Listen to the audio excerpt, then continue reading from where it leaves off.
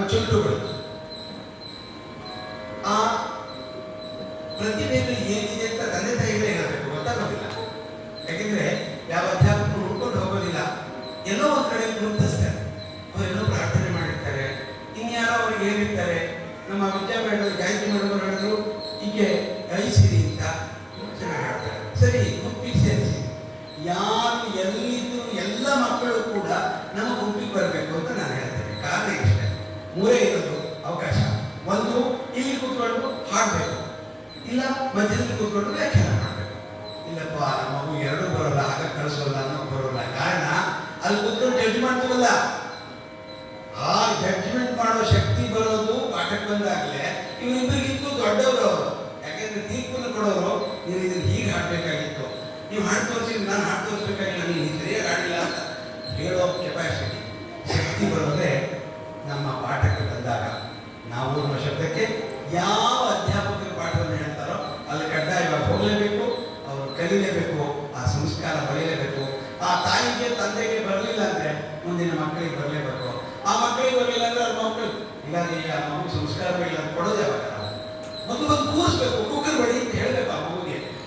On ಮಾಡಿಕೊಂಡು laptop ಬಂತು, mobile ಬಂತು, ಇನ್ನೇನೋ ನೋಡೋದು, ಇದನ್ನು ಕೂತ್ಕೊಂಡು ಕೇಳು ಅಂತ ಹೇಳಿ ಬಲವಂತವಾಗಿ ಕೂರಿಸಿದಾಗ ಸಂಸ್ಕಾರ ತಾನೇ ಬೆಳೆಯುತ್ತೆ. ಹೀಗೆ ಒಂದೊಂದು ವೇದಿಕೆಗಳು ಸಿಕ್ಕಾಗ, ಈಗ ನಾಳೆ ನಮ್ಮ ಸಾಯಿ ಕುಮಾರ್ ಬಂದಿದ್ದಾರೆ. ಸಾಯಿ ಕುಮಾರ್ ಅವರಿಗೆ ಯಾವ ಸದ್ಯದಲ್ಲಿ ಮದುವೆ ಆಗುತ್ತೆ ತಿಳ್ಕೊಳ್ಳಿ. ಆ ಸಂದರ್ಭದಲ್ಲಿ ನಮ್ಮ ಮಕ್ಕಳಿಗೆ ಕಾರ್ಯಕ್ರಮ ಮಾಡಿಸ್ಕೊಳ್ಳಿ ಅಂತಂದ್ರೆ ಯಾಕಂದ್ರೆ ಹೋಗಲ್ಲ. ವೇದಿಕೆಗಳು ತಾನೇ ಸಿಗತ್ತೆ. ನಾವು ಆ ಮಕ್ಕಳನ್ನ ಒಂದು ವೇದಿಕೆ ಸಿಕ್ಕ ಕೂಡಲೇ ಇನ್ನೊಂದು ವೇದಿಕೆಗೆ ಅವೇ ಕೇಳ್ತವೆ. ಮೊದಲು ನಾವು ಕೂರಿಸ್ತೀವಿ, ಆಮೇಲೆ ಅವೇ ಕೇಳ್ತವೆ, ಇನ್ಯಾವಾಗ ನಮ್ಮ ಕಾರ್ಯಕ್ರಮ ಆಗ್ತೇವೆ. ಆ ತರಹ ಈ ಒಂದು ಪುಟ್ಟ ಮಕ್ಕಳನ್ನು ನಾವು ಹೆಚ್ಚು ಪ್ರೋತ್ಸಾಹಿಸ್ತೇವೆ. ಪ್ರೋತ್ಸಾಹಿಸಬೇಕಾದ್ರೆ ದೊಡ್ಡವರು ಬರಲೇಬೇಕು. ನಮ್ಮ ಚಂದ್ರಕಾಂತ್ ಸರ್ ಅವರಿಗೆ, ಅವರಿಗೆ ನಾವು ನವತರುಣರು, 72 ವರ್ಷದ ಯುವಕರು. ಅವರು ನಾನು ಬರ್ತೇನೆ, ಎಷ್ಟೊಂದು ಶ್ರಮ ಆಗಲಿ ಅಂತೇಳಿ ಎಲ್ಲರಿಗಿಂತ ಮುಂಚಿತವಾಗಿ ಬರ್ತಾರೆ, ಎಲ್ಲರಿಗಿಂತ ಮುಂಚಿತವಾಗಿ ಕಷ್ಟಪಟ್ಟು ಕಲಿತಾರೆ, ರೆಕಾರ್ಡ್ ಮಾಡಿ ಕಳಿಸ್ತಾರೆ. ಬಹುಶಃ ನನ್ನ ಮೊಬೈಲ್ 128 GB 100 GB ಬರೇ ಜನಕಾಂತ ಹೊಟ್ಟೆ ಅವ್ರು ಪಾಠ ಹೇಳಿಸ್ಕೊಟ್ಟಾಗ ಕಳಿಸ್ತಾರೆ, ತಾವು ಹೇಳ್ಕೊಂಡು ಕಳಿಸ್ತಾರೆ, ಅದಕ್ಕೆ ಹೇಳ್ಕೊಟ್ಟಿದ್ರೆ ಕಳಿಸ್ತಾರೆ. ಇನ್ಯಾರು ಸಾವಿತ್ರಿ ಮೇಡಮ್ ಅದನ್ನು ಕಳಿಸ್ತಾರೆ ನನಗೆ. ಸರ್ ಗುರುಗಳೇ, ನೀವು ಅವತ್ತು ಹಿಂಗೆ ಹೇಳಿದ್ರಲ್ಲ, ಇವತ್ತು ಹಿಂಗೆ ಹೇಳ್ತಾ ಇದ್ದೀರಿ ಅಂದರೆ ನಮಗೆ ಹೇಳ್ತಾರೆ ಪಾಠ. ಯಾಕೆ ಹಾಗಂದ್ರೆ ಮೊಮ್ಮಗಳು ಕಲಿಸಿದ್ದಾರೆ. ಕಾರಣ ಇದರಲ್ಲಿ ಒಂದು ರಸಗಟ್ಟಿ ಇದೆ, ಇದರಲ್ಲಿ ಸಿಹಿ ಇದೆ ಅಂತ ಕಾರಣದಿಂದ ಮೊಮ್ಮಗಳಿಂದ ಬರ್ತಾಳೆ. ನಮ್ಮ ದೇಶದ ಆ ಪುಟ್ಟ ಮಗುವನ್ನು ಈಗ ಎತ್ಕೊಂಡು ನಾನು ಹಾಡಿಸ್ದೆ, ಅಷ್ಟೇ ಇರೋದು, ತೂಕ ಹೆಚ್ಚಿಲ್ಲ ಮಗು. ಆದರೆ ಎಂಥ ನೆನಪಿನ ಶಕ್ತಿ ಇದ್ರೆ ಆ ಮಕ್ಕಳಿಗೆ ಅಗಾಧವಾದ ನೆನಪಿನ ಶಕ್ತಿ ಇರುತ್ತೆ. ದಯವಿಟ್ಟು ಎಲ್ಲರೂ ಕೂಡ ನಿಮ್ಮ ಮಕ್ಕಳು, ಮೊಮ್ಮಕ್ಕಳು, ಮರಿಮಕ್ಕಳು, ನಿಮ್ಮ ಮರಿಮಕ್ಕಳು ಬಂದು ಇಲ್ಲಿ ಹಾಡೋದು ನೀವು ಖುದ್ದು ನೋಡಿ ಕೇಳುವ ಭಾಗ್ಯ ನಿಮ್ಮದಾಗಲಿ ಅಂತ ಹೇಳಿ ಪ್ರಾರ್ಥನೆಯನ್ನು ಮಾಡ್ತಾ. ಕಾರಣ ಪಟೋದಿ ಕಿವಿ ಹೋಗ್ಬಿಟ್ಟಿರುತ್ತೆ, ಕಣ್ಸರಿಯ ಕಾಣಿಸ್ತಿರಲ್ಲ ಅಂತ ಅಲ್ಲ, ಖುದ್ದಾಗಿ ನೀವು ನೋಡೋ ಹಾಗಾಗಬೇಕು, ಕೇಳೋ ಹಾಗಾಗಬೇಕು ಅಂತ ಅನ್ನೋದು ನಮ್ಮ ಆಸೆ. ಹೀಗೆ ಇಂದಿನ ಈ ಕಾರ್ಯಕ್ರಮಕ್ಕೆ ಈ ಮುಂಜಾನೆ ಅದೇ 10:30 ಆಗೋಯ್ತು. ಎಲ್ಲರೂ ಕೂಡ ಬಂದಿದ್ದೀರಲ್ಲ, ನಿಮ್ಗೆಲ್ಲರಿಗೂ ಕೂಡ ಪ್ರತ್ಯೇಕವಾಗಿ ಸ್ವಾಗತವನ್ನು ಬಯಸ್ತಾ, ಸಿರಿ ಅವಳು ಹಾಡಿನ ಸಿರಿ, ಅಚ್ಚುಕಟ್ಟಾಗಿ ಶ್ರುತಿ ಶುದ್ಧವಾಗಿ ಹಾಡ್ತಾಳೆ, ಒಂದು ಅಕ್ಷರವನ್ನು ನಂಬೋಲ್ಲ. ಅಬ್ಧಿ ಅವಳ ವ್ಯಾಖ್ಯಾನದಲ್ಲಿ ಅವಳು ಬಹುಶಃ ನಾವು ದೊಡ್ಡವರು ನಾಚ್ಕೋಬೇಕು ಹಾಗೆ ವ್ಯಾಖ್ಯಾನ ಮಾಡ್ತಾಳೆ. ಇವತ್ತು ನಮ್ಮ ಅಜ್ಜದಾವಧಾನಿಗಳು ಅಜ್ಜನ್ನು ಕರ್ಕೊಂಡು ಬಾಜ ಅದೊಂದು ಚೋಟು ವ್ಯಾಖ್ಯಾನ ಮಾಡುತ್ತೆ. ಆ ಚೋಟು ವ್ಯಾಖ್ಯಾನ ಕೇಳೋದು ಬಾ ಅಂತ ಕರ್ಕೊಂಡ್ಬಂದಿರ್ಬೇಕು. ಆ ಕಡೆ ಧಾತ್ರಿ ಮಾಮಯ್ಯ, ನಮಗೂ ಬರಬೇಕು ಅಂತ ಆಸೆ. ಈ 80 ವರ್ಷದವ್ರು ಹೇಳ್ತಾರಲ್ಲ, ನಮಗೂ ಬರಬೇಕು ಅಂತ ಆಸೆ, ಆದರೆ ಟೈಮೇ ಆಗ್ತಿಲ್ಲ ಅಂತ. ಅವ್ರ ಮೇಡಮ್, ಶಾಂತ ಮೇಡಮ್ ಯಾವಾಗ ಹೊರಡ್ತಾರೆ ಗೊತ್ತಾಯ್ತು, ಮಾವ ನಾನು ನಾಳೆಯಿಂದ ಕ್ಲಾಸಿಗೆ ಬರ್ತೀನಿ ಅಂತ. ಹಾಗೆ ಜ್ಞಾನೋದಯ ಮಗುಗೆ ಅವಳು ಕೂಡ ಬರ್ತಾ ಇದ್ದಾಳೆ ನಮ್ಮ ತರಗತಿಗೆ. ಈಗ ಮಧ್ಯದ ಮಗು ಅಬ್ಧಿ ವ್ಯಾಖ್ಯಾನವನ್ನು ಮಾಡ್ತಾಳೆ, ವ್ಯಾಖ್ಯಾನವನ್ನು ಮಾಡ್ತಾಳೆ. ಇನ್ನು ಆಚೆ ಧಾತ್ರಿ ಮತ್ತೆ ಐಶ್ವರ್ಯ ಹಾಡ್ತಾರೆ. ಕಾರ್ಯಕ್ರಮವನ್ನು ಶುರು ಮಾಡಬೇಕು ಅಂತ ಹೇಳಿ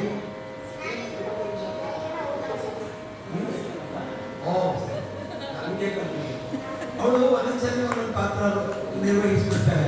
ನನಗೆ ಇವತ್ತು ನಾನು ಹಾಡ್ತೀನಿ ಅಂತಾರಲ್ಲ, ಇವಾಗಲೂ ಹಾಡ್ತಾರೆ ಅನ್ಕೊಂಡ್ಬಿಟ್ಟೆ. ಅಬ್ಧಿ ಧಾತ್ರಿ ವ್ಯಾಖ್ಯಾನ ಮಾಡಲಿ, ಪುಟ್ಟ ಐಶ್ವರ್ಯ ಹಾಡಲಿ. ಎಲ್ಲರಿಗೂ ಮತ್ತೊಮ್ಮೆ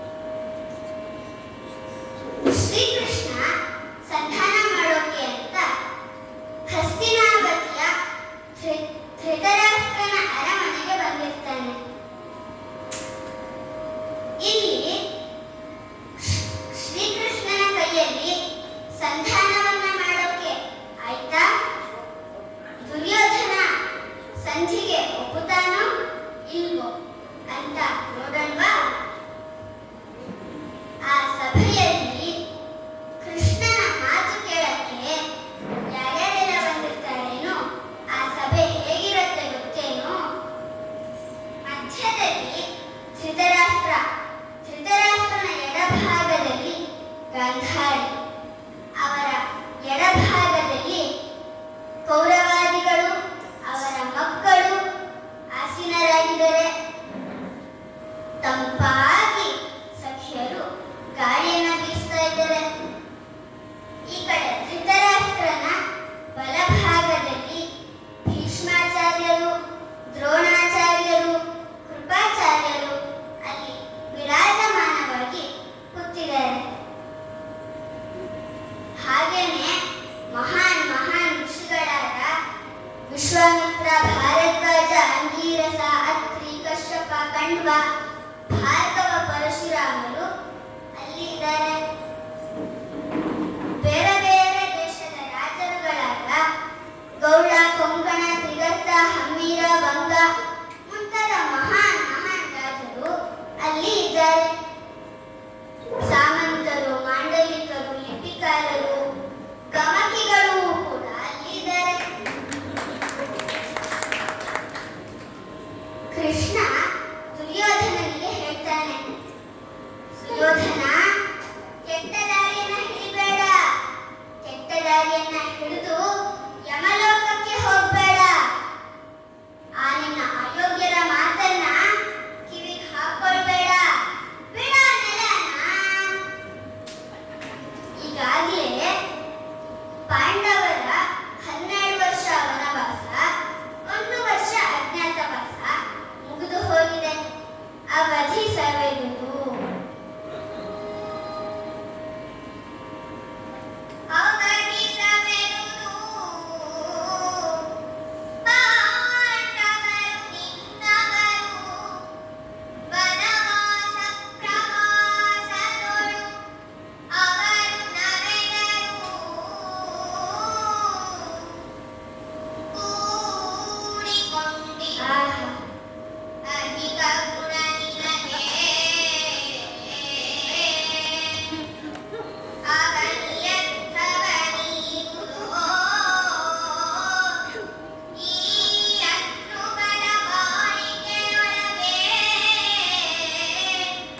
ಪುರುಷಾರ್ಥವನ್ ಸಂಚಿತೆ ಕಲಿಯಬೇಕುದು.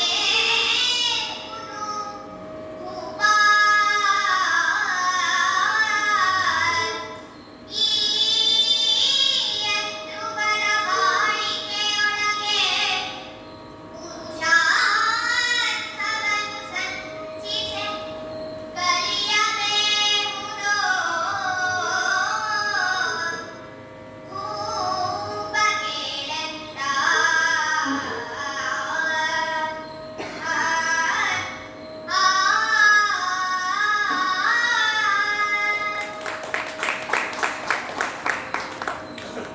ಒಪ್ಪಂದ ಪ್ರಕಾರ ಏನಪ್ಪ ಆಗಿತ್ತು? 13 ವರ್ಷ ಕಳಿಬೇಕು. 12 ವರ್ಷ ವನವಾಸ, 1 ವರ್ಷ ಅಜ್ಞಾತವಾಸ. ಆ ಅವಧಿ ಮುಗಿದು ಹೋಗಿದೆ. ಪಾಂಡವರು ನಿನ್ನೋರ್ಕೊಂಡು ವನವಾಸದ ತಿರುಗಾಟದಲ್ಲಿ ಅದೆಷ್ಟು ಸಂಕಟ ಪಟ್ಟರು. ಅವರ ಜೊತೆ ನೀನು ಕೂಡ್ಕೊಂಡಿರಲು ನಿನ್ನದು ದೊಡ್ಡ ಗುಣ ಕಣಪ್ಪ. ನಾವು ಈ ಭೂಮಿಯಲ್ಲಿ 1000 ವರ್ಷಗಟ್ಟಲೆ ಬದುಕ್ತೀವೇನಪ್ಪ?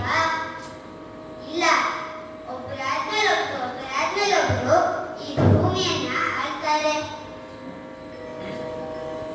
ಈ ಸ್ಥಿರ ಅಲ್ಲದ ಭೂಮಿಯಲ್ಲಿ ಧರ್ಮ, ಅರ್ಥ, ಕಾಮ, ಮೋಕ್ಷವನ್ನ ಸಂಪಾದಿಸೋದನ್ನ ಕಲಿಬೇಕಲ್ವಾ?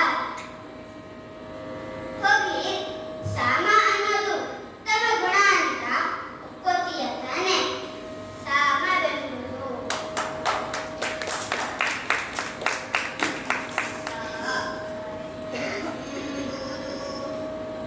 ರಾಜನೀತಿ.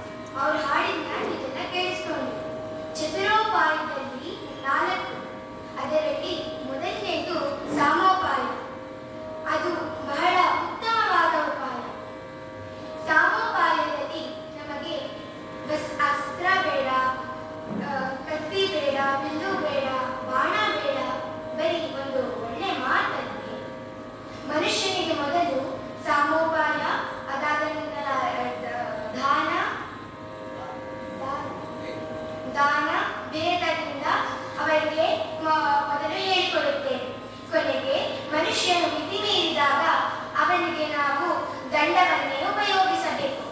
ದಂಡ ಎಲ್ಲದಕ್ಕಿಂತ ಕೆಳಮಟ್ಟಿನ ಉಪಾಯ.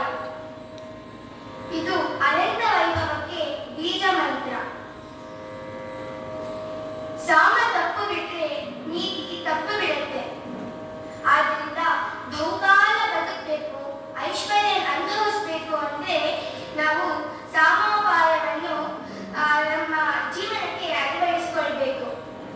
ದುರ್ಯೋಧನ, ನೀನು ಸಹ ಐಶ್ವರ್ಯವನ್ನು ಅನುಭವಿಸಿಕೊಂಡು ಬಹಳ ವರ್ಷ ಕಾಲ ಬದುಕಬೇಕಂದ್ರೆ ಸಾಮೋಪಾಯವನ್ನು ನೀನು ಅಳವಡಿಸಿಕೊಳ್ಬೇಕು. ದುರ್ಯೋಧನ, ನೀನು ಎಷ್ಟು ಅಪರಾಧಗಳನ್ನು ಮಾಡಿದ್ಯಾ ಅಂತ ಗೊತ್ತೇ? ಮಾಡಿದ ಅಪರಾಧಗಳನ್ನು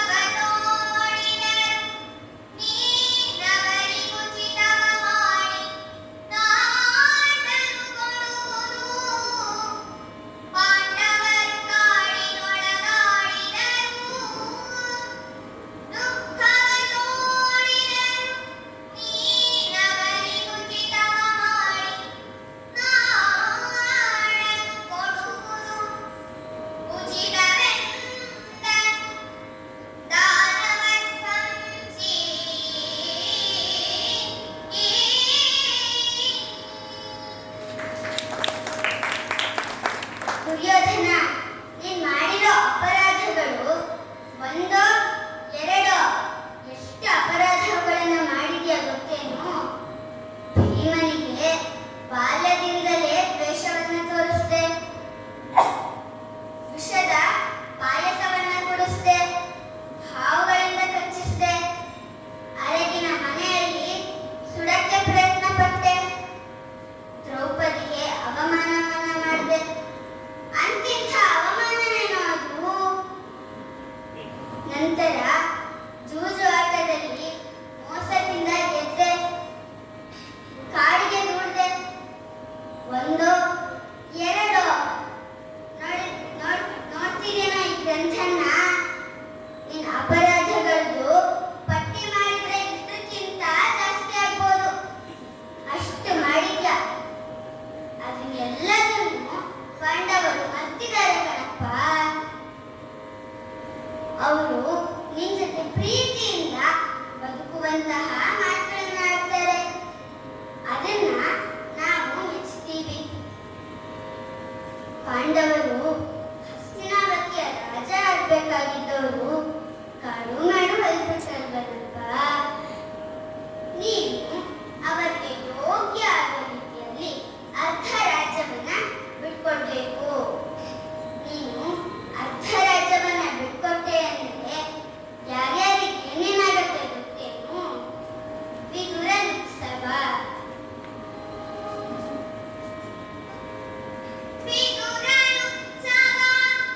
ದ್ರುಪದ ಸಂವದ, ನರಿಯ ಮಗನು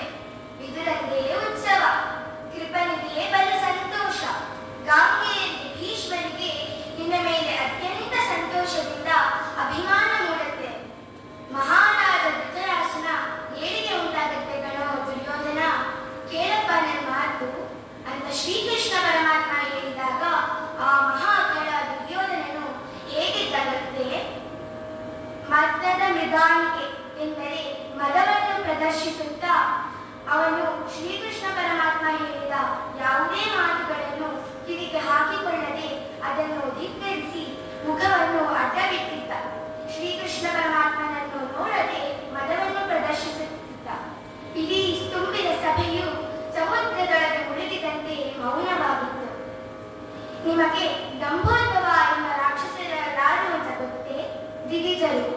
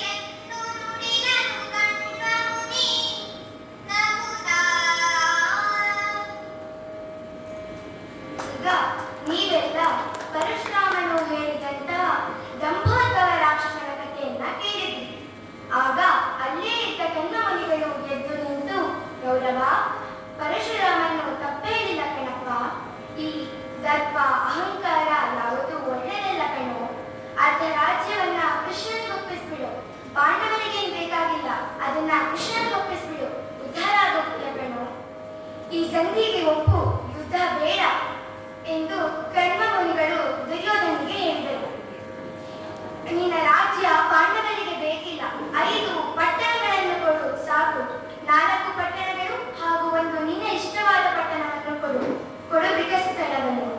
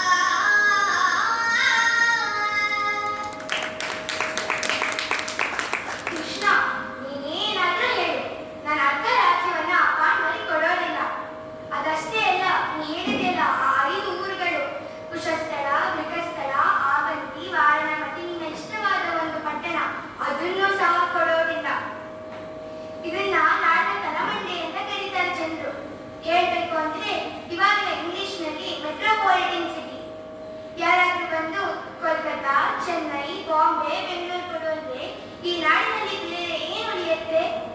ಇವೆಲ್ಲ ನಾಡಿನ ಹಾಡುಗಳು. ಹಾಗೆ ಇಂಥ ದೊಡ್ಡ ದೊಡ್ಡ ನಾಡುಗಳನ್ನ ನಾನು ಆ ಪಾಂಡವರಿಗೆ ಕೊಡಲು ಸಾಧ್ಯವಿಲ್ಲ. ನಾನೇನಾದರೂ ನನ್ನ ಅರ್ಧ ರಾಜ್ಯವನ್ನ ಅಥವಾ ಸ್ವಲ್ಪ ಭೂಮಿಯನ್ನ ಪಾಂಡವರಿಗೆ ಕೊಟ್ಟರೆ ಅದು ನಿನ್ನ ಮೇಲೆ ಆಣೆ ಅಂತ ತಿಳ್ಕೊ.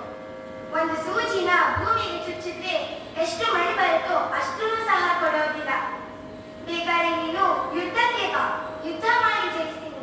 ಅದನ್ನ ಬಿಟ್ಟು ಆ ದಾಸರಿಗೆ ನಾನು ಈ ಭೂಮಿಯನ್ನು ಕೊಡೋದಿಲ್ಲ.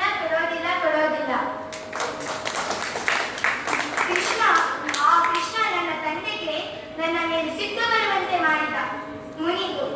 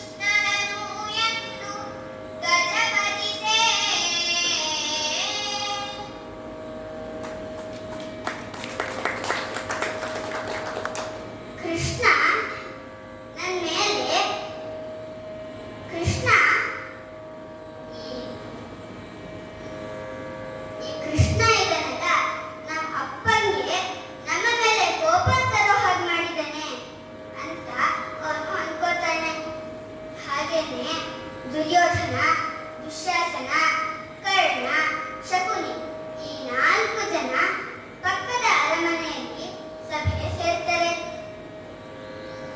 ಅವರು ಯೋಚನೆ ಮಾಡ್ತಾರೆ, ಪಾಂಡವರ ಶಕ್ತಿ ಕೃಷ್ಣ.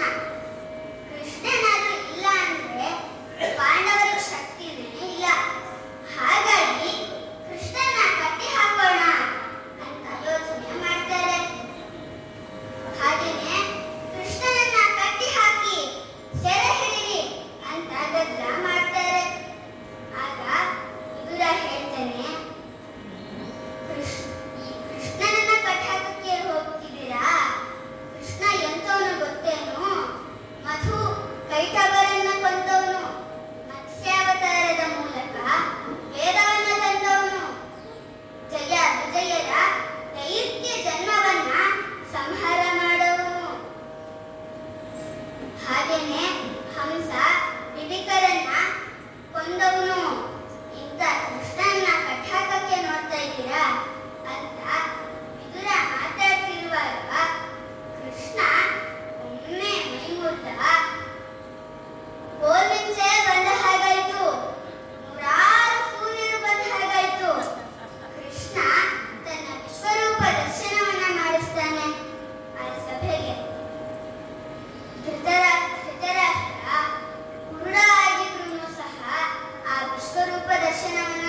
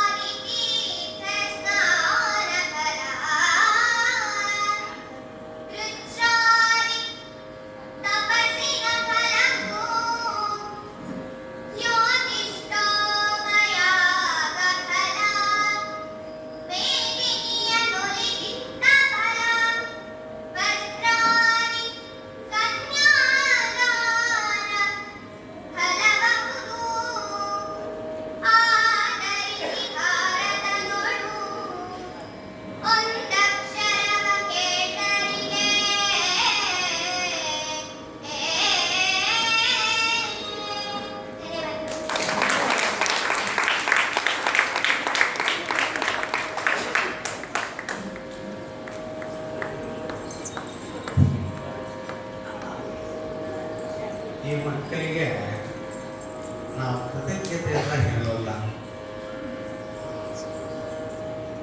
ಇಷ್ಟು ಜನರು ನಾನು ನೋಡ್ತಾ ಇದ್ದೀನಿ, ಕಲಾಯಾನದ ಎಲ್ಲ ಯುವಕರನ್ನ ಮನೆಗೆ ಕಳಿಸಿ ಅವ್ರಿಗೆ ಏನು ಕೊಡಬೇಕು ಅದನ್ನ ಹಣ್ಣನ್ನ ಎಲ್ಲ ತಗೊಂಡು ಬನ್ನಿ ಅಂತ ಹೇಳೋಣ, ಒಬ್ಬರು ಹೇಳೋ ಸ್ಥಿತಿಯಲ್ಲಿ ಇರಲಿಲ್ಲ. ಇದೇ ವೀಕರಣೆ ಹೇಳಿಕೊಂಡಿದ್ದಾರೆ. ಅಟ್ಟು ಯಾರು ಕಳ್ಸಕ್ಕೆ ಬರ್ತಿರ್ಲಿಲ್ಲ. ಯಾರು ಕಳ್ಸಿದ್ರು ನಾಯಿ ಹೋಗೋಲ್ಲ, ನಾನು ಹೋಗಲ್ಲ, ಯಾಕೆ ಇದು ಹೋಗ್ಬಿಡುತ್ತಲ್ಲ. ಇದೇ ಈ ಮಕ್ಕಳಿಗೆ ನಾವು ಕೊಟ್ಟಂತ